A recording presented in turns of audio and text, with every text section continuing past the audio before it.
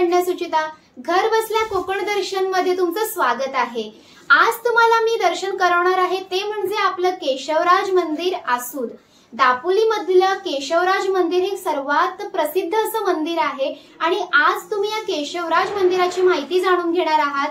तर चला तर मग सुरू करूया आपल्या केशवराज मंदिराच्या व्हिडिओला। दापोलीतील निसर्गरम्य भागात उभे असलेले केशवराज मंदिर हे एक प्राचीन आणि पवित्र स्थळ आहे। मंदिराच्या परिसरातील हिरवेगार जंगल आणि पक्ष्यांचा किलबिलाट करणारे वातावरण मन प्रसन्न करणारे आहे। केशवराज मंदिरात जाणे म्हणजे निसर्ग आणि धर्म यांचा सुंदर संगम अनुभवण्यासारखा आहे। केशवराज मंदिर हे रत्नागिरी जिल्ह्यातील दापोली तालुक्यापासून साधारण 7 किलोमीटरवर आसूद गावात आहे। या गावाला निसर्गाने अगदी भरभरून सौंदर्य दिलेलं आहे। दापोली हर्णे मार्गावरून जाताना 6 किलोमीटरवर आसूद बाग ठिकाण लागते। तेथून उजवीकडे 15 ते 20 मिनिटं चालत गेल्यावर अत्यंत सुंदर असं हे केशवराज विष्णूचे मंदिर आहे। एका छोट्या टेकडीवर केशवराजाचे सुंदर असं मंदिर आहे। तिथे जायची वाट सुपारीच्या वाडीतून जाते।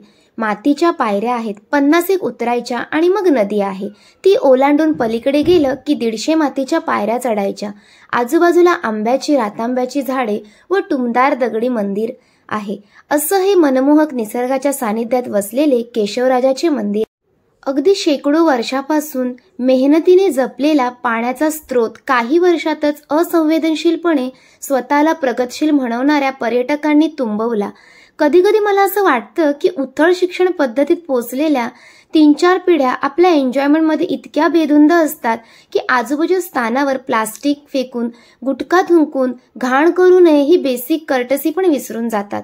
कधी कधी पशु देखील अधिक सुजाण असतात असं वाटतं। असो, आता तिथे सगळी स्वच्छता करून तो झरा पूर्ववत केला आहे।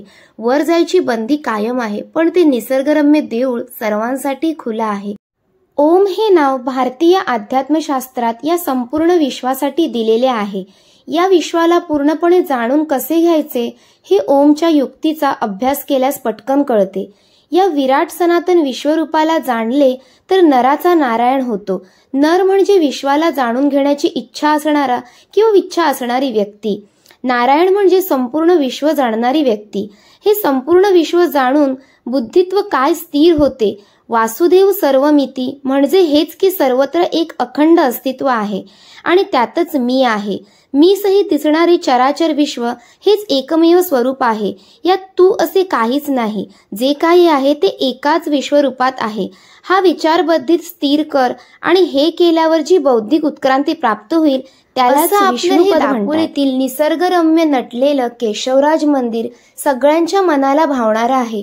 थोडक्यात का होईना मी माझ्या पद्धतीने तुम्हाला केशवराज मंदिराचा इतिहास आणि माहिती सांगण्याचा प्रयत्न केला।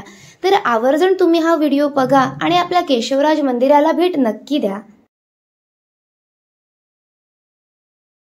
मग कसं वाटलं तुम्हाला केशवराज मंदिर? निसर्गाने रम्य असं नटलेलं हे मंदिर आहे। तुम्ही पाहिलं असेल, खूप छान मंदिर आहे। इथे येऊन मनाला खूप शांती मिळते आणि याचा इतिहास देखील तुम्ही जाणून घेतलात। तर कसा वाटला आजचा व्हिडिओ नक्की कळवा। व्हिडिओ आवडला तर जास्तीत जास्त लाईक करा, शेअर करा, सबस्क्राईब करा। भेटूया लवकरच नवीन कोकण दर्शनच्या व्हिडिओमध्ये। तोपर्यंत धन्यवाद, बाय बाय।